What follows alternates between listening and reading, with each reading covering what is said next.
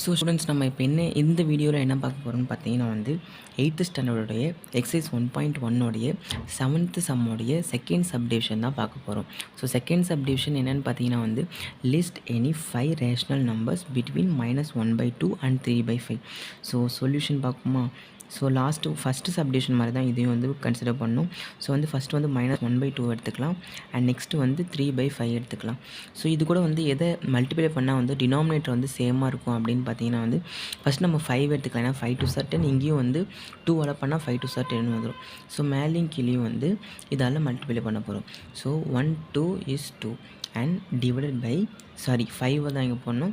1 5 is 5 divided by 5 2s are 10 and second ஒன்றுக்கும் பார்த்தீங்கன்னா வந்து 3 2s are 6 divided by 5 2s are 10.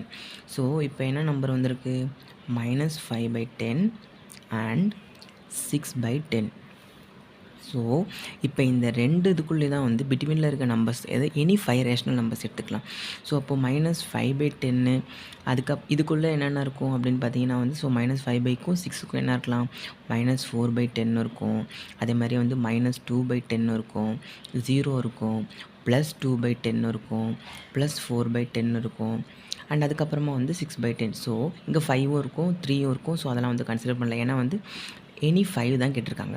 So இந்த 5 rational numbers எடுத்துக்கலாம். இல்லை உங்களுக்கு பிடிச்ச மாதிரி நீங்கள் வேறு நம்பரில் மல்டிப்ளை பண்ணுறீங்களா? ஏன்னா வந்து ஃபார் எக்ஸாம்பிளுக்கு இங்கே 10 போட்டோம், லைக் நீங்கள் வந்து 20 போட்டிங்கன்னா என்ன வரும்? அதே மாதிரி 30 போட்டால் என்ன வரும்? ஸோ அதுக்கு பிட்வீனில் இருக்க ரேஷ்னல் நம்பர்ஸ் என்ன இருக்கும்? ஸோ அப்படின்றது வந்து ஈஸியாக வந்து ஃபைண்ட் பண்ணலாம். ஸோ -5/10 and 6/10 ஐ மீன் என்னென்னு பார்த்தீங்கன்னா -1/2 and 3/5. ஸோ இதுக்குள்ளே இருக்கிற ரேஷ்னல் நம்பர்ஸ் தான் வந்து இந்த 5 இதுவுமே. ஸோ இதே மாதிரியே வந்து நெக்ஸ்ட் வீடியோவில் வந்து நெக்ஸ்ட் ப்ராப்ளம் எப்படி சால்வ் பண்ணலாம் அப்படின்றத பார்க்கலாம்.